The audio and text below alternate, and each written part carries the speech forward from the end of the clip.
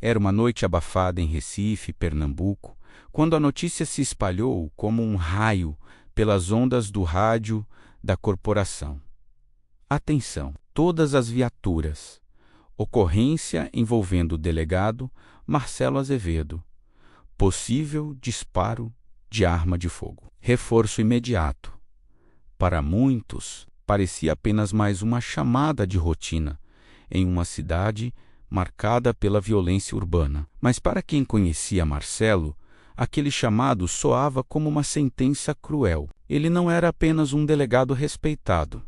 Era um homem que dedicara mais de 20 anos à Polícia Civil, conhecido por enfrentar de frente os grupos criminosos que assolavam os bairros da capital. Marcelo tinha 48 anos, estatura média, cabelo já marcado pelos fios grisalhos e um olhar firme que transmitia autoridade. Dentro da corporação, era considerado linha dura, mas entre os vizinhos e colegas mais próximos, era visto como alguém acessível, de sorriso fácil quando estava fora do expediente. Só que naquele dia, a linha entre o delegado e o homem parecia ter sido apagada de forma brutal. As ruas do bairro de Santo Amaro, conhecidas pelos becos estreitos, bares cheios e vielas movimentadas, agora estavam tomadas por sirenes e luzes azuis, refletindo nos muros grafitados. Policiais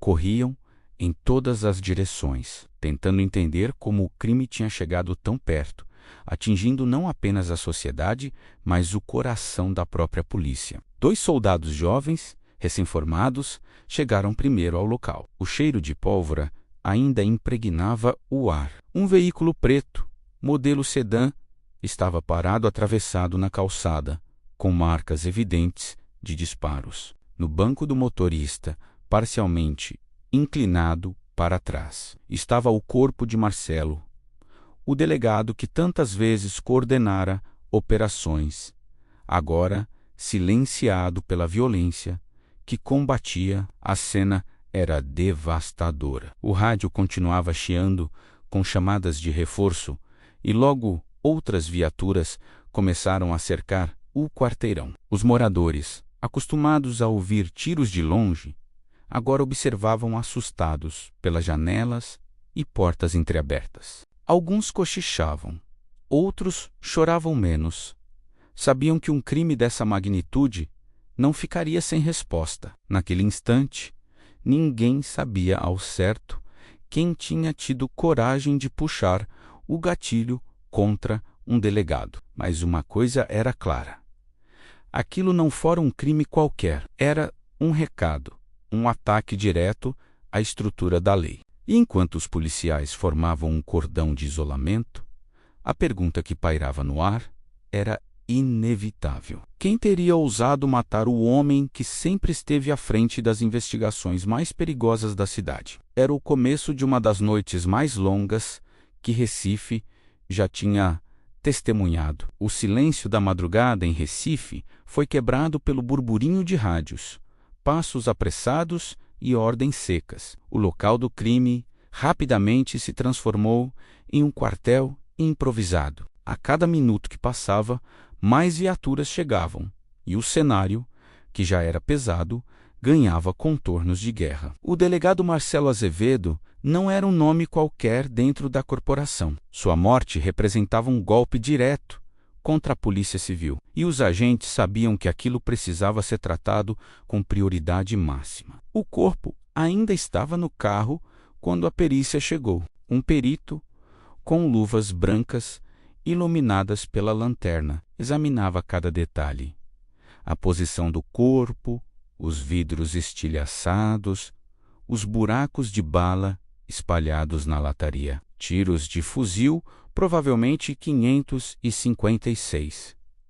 Munição de uso restrito, murmurou um dos peritos, balançando a cabeça em sinal de gravidade. Esse detalhe sozinho já indicava que não se tratava de um assalto ou de um crime passional. Aquilo tinha sido uma execução planejada, fria, realizada por gente que sabia o que estava fazendo. Na calçada, o inspetor Carvalho, colega de Marcelo há mais de 15 anos, observava a cena em silêncio. Seus olhos estavam marejados, mas sua postura ainda era firme. Ele conhecia os inimigos que Marcelo havia feito ao longo da carreira: traficantes, chefes de milícia, políticos corruptos. Menos, a lista era extensa. Mas Carvalho também sabia que Marcelo havia recebido ameaças recentes, especialmente após a última operação no bairro de Brasília Teimosa. Quando prendeu um dos principais fornecedores de armas da região, enquanto os policiais conversavam, uma senhora idosa se aproximou, chorando discretamente.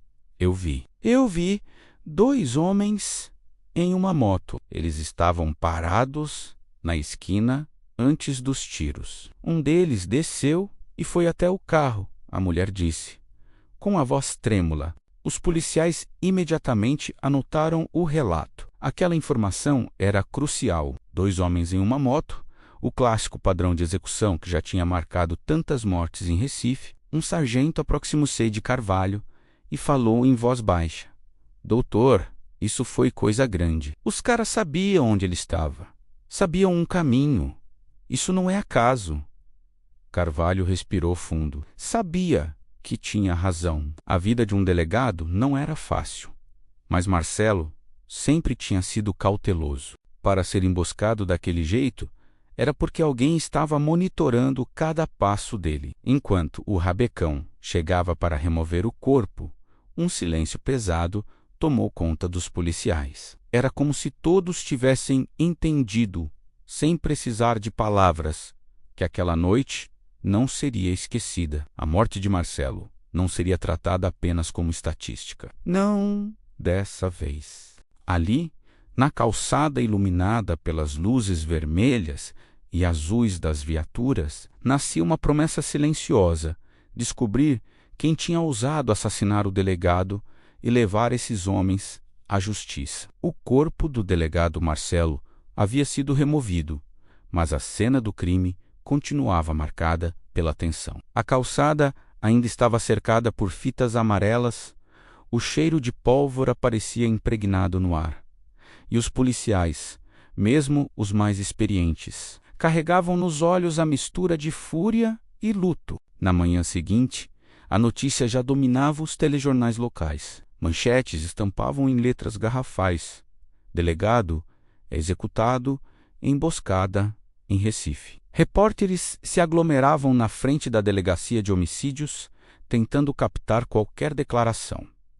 Mas o clima entre os agentes era de silêncio e foco. Dentro da sala de reuniões, o inspetor Carvalho e outros investigadores traçavam as primeiras linhas da investigação. Em cima da mesa, fotografias do carro crivado de balas, mapas da região e relatórios de operações anteriores de Marcelo estavam espalhados. Isso foi retaliação. Marcelo mexeu onde não devia. Os caras mandaram um recado, disse Carvalho, com o tom de voz grave. As primeiras análises confirmavam. Foram disparados pelo menos 15 tiros de fuzil, todos de frente para o carro. Um ataque rápido, preciso, sem chance de defesa. A perícia encontrou cápsulas espalhadas pela rua e uma câmera de segurança de um mercadinho próximo havia registrado parte da ação. 2 homens em uma moto, rostos cobertos por capacetes pretos, seguindo o veículo de Marcelo. O vídeo não mostrava os rostos, mas dava uma pista valiosa. A moto usada no crime era uma 600 cilindradas, rara na região, o que poderia restringir os suspeitos. Enquanto isso, a pressão aumentava. A cúpula da Secretaria de Segurança exigia respostas rápidas. O assassinato de um delegado não poderia passar impune, e havia o medo de que a sociedade perdesse ainda mais a confiança na polícia. Os investigadores começaram a levantar nomes. Entre os principais suspeitos estava um grupo de traficantes do bairro do Ibura, liderado por um homem conhecido como Caveira. Marcelo havia coordenado uma operação meses antes que resultou na prisão de 3 membros do bando e na apreensão de um arsenal de armas pesadas. Desde então, as ameaças contra ele se intensificaram. Nessa mesma noite, uma equipe da Polícia Civil, junto com a inteligência da policial militar, realizou uma operação de varredura em pontos estratégicos da cidade. Casas suspeitas foram invadidas, becos foram cercados, mas tudo parecia em vão. Era como se os executores tivessem desaparecido no ar. No entanto, uma nova informação caiu como uma bomba. Um informante confidencial relatou que, horas antes do crime, um carro foi visto circulando repetidas vezes pela rua onde Marcelo costumava passar. Dentro dele, 2 homens já conhecidos pela polícia, comparsas de Caveira. Essa pista não deixava dúvidas. Havia um esquema de monitoramento. Marcelo não foi vítima do acaso. Foi caçado. Carvalho, ao receber essa informação, fechou os punhos com força. A respiração pesada denunciava a raiva contida. Ele sabia que agora não era apenas uma investigação, era uma corrida contra o tempo. Porque se Caveira e seus homens ousaram matar um delegado, não parariam por aí. E Recife, já acostumado à violência, estava prestes a ver um conflito ainda maior explodir nas suas ruas. A morte de Marcelo havia se transformado em um divisor de águas. O comando da Polícia Civil decretou prioridade máxima. Todas as equipes estariam voltadas para encontrar os responsáveis pela execução. A cidade de Recife amanheceu com viaturas em cada esquina, helicópteros sobrevoando áreas de risco e blitzais surgindo de repente em avenidas movimentadas. O clima era de guerra. Moradores dos bairros mais violentos comentavam que não se lembravam de uma mobilização tão intensa desde a época das grandes operações contra facções. E todos sabiam o motivo. Matar um delegado não era apenas um crime, era uma afronta direta ao Estado. O inspetor Carvalho, que agora liderava a linha de frente da investigação, estava exausto. Há 3 noites dormia apenas algumas horas, revezando entre interrogatórios e planejamentos de operações. Sobre sua mesa, relatórios se acumulavam. A cada novo dado que surgia, a certeza ficava mais clara. Caveira era o mandante. Mas encontrar Caveira era como caçar um fantasma. Ele se escondia em áreas dominadas pelo tráfico, protegido por olheiros armados que avisavam sobre qualquer movimentação da polícia. Entrar lá significava arriscar a vida de dezenas de agentes. Mesmo assim, a ordem veio. Avançar. Numa madrugada abafada, dezenas de policiais civis e militares se reuniram em um galpão desativado no bairro do Curado. Mapas foram abertos, rotas traçadas, estratégias definidas. A missão era invadir um ponto de apoio do grupo de Caveira, onde supostamente estariam armas e informações sobre os executores. Quando os primeiros veículos saíram em comboio, o silêncio nos rádios só era quebrado pelo som dos motores e pelo zumbido constante do helicóptero que acompanhava a operação. Ao chegarem ao destino, a tensão explodiu. Assim que os policiais desceram das viaturas, foram recebidos por uma chuva de disparos vindos de dentro do casarão abandonado. O estampido dos fuzis ecoou pelas ruas estreitas e o cenário se transformou em um campo de batalha. Carvalho, de colete à prova de balas e pistola em punho, se agachou atrás de uma mureta e gritou: "Avança pela lateral! Não deixe eles fugirem!" O tiroteio durou longos minutos, mas parecia uma eternidade. O cheiro de pólvora impregnava o ar, e as rajadas iluminavam a madrugada como fogos de artifício mortais. Quando finalmente os criminosos recuaram, deixando para trás armas e drogas, a polícia conseguiu entrar. Lá dentro, entre paredes pichadas e colchões jogados no chão, encontraram um celular parcialmente destruído. Os peritos logo se encarregaram de tentar recuperar dados, mas uma mensagem ainda estava visível na tela rachada. Tudo certo. O delegado já era. Era a prova que precisavam. O casarão era um dos pontos de comando de Caveira. E aquele celular confirmava que o grupo estava por trás da execução. Mas, junto com a sensação de avanço na investigação, veio também uma certeza sombria. Se eles tinham ousado atacar um delegado, não hesitariam em montar novas emboscadas contra os próprios policiais que os caçavam. E naquela mesma noite, enquanto os agentes recolhiam armas e documentos, uma sombra maior pairava sobre a cidade. A guerra ainda estava longe de acabar. O ataque ao casarão abandonado não só revelou provas importantes contra o grupo de Caveira, como também deixou claro que a caçada estava longe do fim. Nos dias seguintes, a polícia intensificou ainda mais as ações. Equipes se revezavam em incursões pelos bairros mais perigosos de Recife, levantando informações, cruzando dados e apertando o cerco. A primeira grande vitória veio numa manhã chuvosa. 2 dos homens vistos no vídeo da câmera de segurança, menos os suspeitos de terem monitorado o delegado antes da execução, foram localizados em um barraco. No bairro de Ibura, o cerco foi rápido e preciso. Ao perceberem a movimentação da polícia, os criminosos tentaram fugir pelos telhados, mas foram capturados após uma perseguição tensa por becos estreitos. Na delegacia, sob forte esquema de segurança, começaram os interrogatórios. Os 2 homens se mostraram resistentes, mas as horas de pressão acabaram revelando o que todos já suspeitavam. Caveira havia planejado tudo. Marcelo estava sendo seguido havia semanas, seus trajetos monitorados, seus horários anotados. A execução não foi um ato impulsivo, mas um plano meticuloso de vingança. As informações também revelaram algo ainda mais sombrio. O grupo não pretendia parar. No delegado, outros nomes da corporação estavam marcados, incluindo inspetores e até juízes envolvidos em investigações contra o tráfico.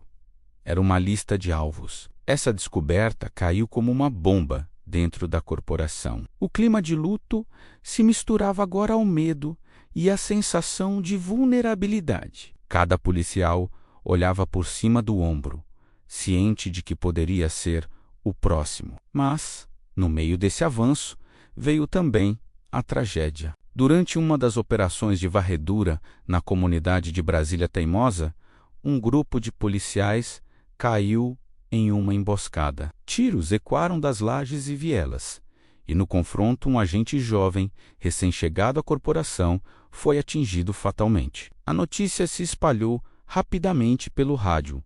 Mais um caído em serviço. A comoção tomou conta da equipe. O corpo foi retirado sob silêncio pesado, enquanto os colegas, com o rosto marcado pela raiva e pelas lágrimas contidas, juravam não recuar. Carvalho, cada vez mais sobrecarregado, sentiu o peso do momento. Perder Marcelo já tinha sido devastador, mas ver homens mais novos tombando na mesma luta era uma ferida difícil de suportar. Ele sabia que estavam diante de algo maior do que simples criminosos de rua. Era um grupo que queria desafiar o próprio sistema, espalhar medo e provar que nem a polícia estava segura. As ruas de Recife, já acostumadas com sirenes, agora pareciam ecoar mais alto. Cada viatura que passava lembrava aos moradores que a guerra contra o crime estava acontecendo bem diante de seus olhos. E no coração da corporação, uma única certeza crescia. Não havia mais como voltar atrás. O sangue do delegado Marcelo Azevedo e de outros agentes clamava por justiça. A caçada à Caveira não era apenas uma missão policial. Havia se transformado em uma questão de honra. Após semanas de intensa investigação, a polícia finalmente recebeu uma pista sólida. Um informante confiável relatou que Caveira estaria escondido em um casarão no bairro de Jardim, São Paulo, uma região conhecida por seus becos estreitos e entradas discretas, perfeita para esconderijo. A notícia se espalhou imediatamente pela cúpula da Polícia Civil. A tensão era palpável.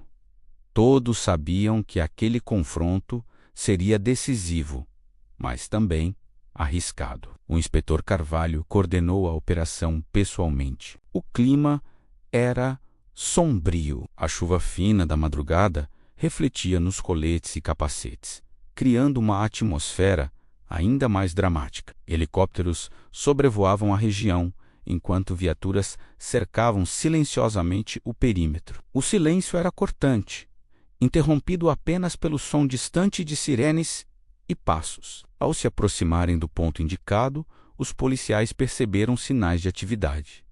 Portas entreabertas, um carro antigo estacionado ao lado, sinais de que alguém estava à espera. Carvalho ordenou que todos se posicionassem, com pistolas e fuzis em punho. O tempo parecia desacelerar. De repente, disparos vieram do interior do casarão. O tiroteio começou feroz e preciso, enquanto os agentes avançavam cabrindo-se atrás de muros e carros abandonados. O cheiro de pólvora e o estampido das armas encheram o ar. Cada movimento era calculado, cada segundo carregava o risco de morte. Após minutos que pareceram eternos, os policiais conseguiram dominar a situação. Caveira foi encontrado tentando fugir pelos fundos, mas cercado e sem saída. Foi preso sem que mais sangue fosse derramado. Dentro do casarão, a equipe encontrou armas, coletes, documentos detalhando ataques planejados e uma série de registros que comprovavam o envolvimento de Caveira na execução do delegado Marcelo. A operação trouxe alívio, mas também uma sensação agridoce. A dor da perda permanecia. Na delegacia, a notícia da prisão se espalhou rapidamente. Os colegas de Marcelo respiraram aliviados, mas o silêncio nos corredores ainda carregava a memória do delegado. Carvalho, em particular, sentia o peso da responsabilidade, menos a justiça havia avançado. Mas o preço da coragem tinha sido alto. Ao final do dia, enquanto o corpo de Caveira era conduzido para a custódia, Carvalho olhou para a equipe e disse em voz baixa, mas firme: lembrem-se, cada um de nós veste a farda e carrega um peso que ninguém fora da corporação entende. E cada família que amamos é a razão de continuarmos de pé. O alerta era claro: respeitar os policiais, valorizar suas famílias e compreender o risco constante é essencial. A farda pode proteger vidas, mas também traz o peso de perdas irreparáveis. E assim, embora a justiça tivesse sido feita, o luto e a lembrança do delegado Marcelo permaneceriam vivos nos corações de todos que conheciam sua coragem. Com a prisão de Caveira, a sensação de alívio tomou conta de boa parte da equipe da Polícia Civil. Mas ainda havia muito trabalho a ser feito. Os comparsas restantes começaram a ser localizados e detidos em operações coordenadas. Alguns tentaram fugir, outros resistiram, mas a pressão policial não deu trégua. As investigações revelaram que o grupo planejava novos ataques, não apenas contra policiais, mas também contra membros da comunidade que haviam colaborado com Marcelo em investigações passadas. A prisão de Caveira interrompeu um ciclo que poderia ter resultado em ainda mais mortes e destruição. Na delegacia, os agentes comentavam em sussurros. O impacto da execução de Marcelo e os confrontos que se seguiram deixaram marcas profundas em todos. Muitos jovens policiais refletiam sobre a vulnerabilidade de quem veste a farda diariamente e sobre o risco constante que suas famílias correm. A imagem de Marcelo, firme e justo, permanecia como inspiração e lembrete do preço da coragem. Na cidade, a notícia da prisão repercutiu amplamente. A população, que inicialmente reagiu com medo à execução do delegado, começou a sentir algum alívio. No entanto, o temor pela violência urbana não desapareceu. As reportagens mostravam viaturas nas ruas, operações e o compromisso contínuo da polícia em proteger a sociedade. Carvalho, ainda sobrecarregado pelo luto, reuniu a equipe para uma última conversa antes do fim das operações. Fizemos justiça, mas nunca podemos esquecer o que perdemos. Cada colega, cada vida sacrificada, cada risco que corremos, isso faz parte da nossa realidade. E precisamos valorizar a família de cada policial. Só quem veste a farda sabe o que enfrentamos todos os dias. O alerta era claro e necessário. A sociedade precisava compreender o valor do trabalho policial e a importância de respeitar e proteger aqueles que colocam suas vidas em risco. Embora a prisão de Caveira tivesse encerrado o ciclo imediato de ataques, o impacto emocional continuaria a reverberar dentro da corporação e entre os familiares dos envolvidos. A memória de Marcelo permanecia viva, simbolizando a dedicação, coragem e sacrifício daqueles que lutam contra o crime em Recife. A cidade, embora abalada, viu que a lei e a justiça ainda podiam prevalecer, mas também aprendeu que cada vida policial é preciosa e merece reconhecimento e cuidado. Meses depois da prisão de Caveira, o processo judicial avançou com rapidez, dada a gravidade do crime. Durante o julgamento, provas apresentadas pela Polícia Civil, incluindo os depoimentos dos comparsas capturados, vídeos de câmeras de segurança e o celular encontrado no casarão, foram determinantes para comprovar a autoria da execução do delegado Marcelo Azevedo. O Tribunal de Recife acompanhou o caso com atenção nacional. A sentença foi pesada.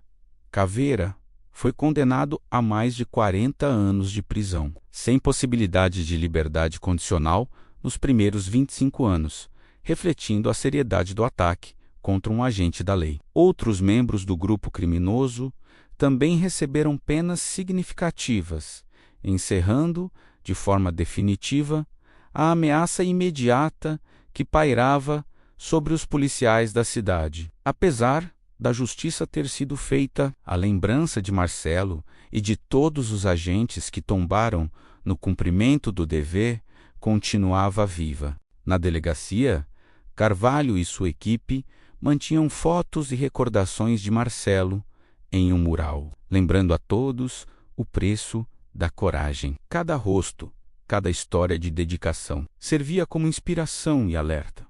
A farda protege, mas também carrega dor e responsabilidade. E é nesse ponto que a reflexão se torna crucial para quem assiste.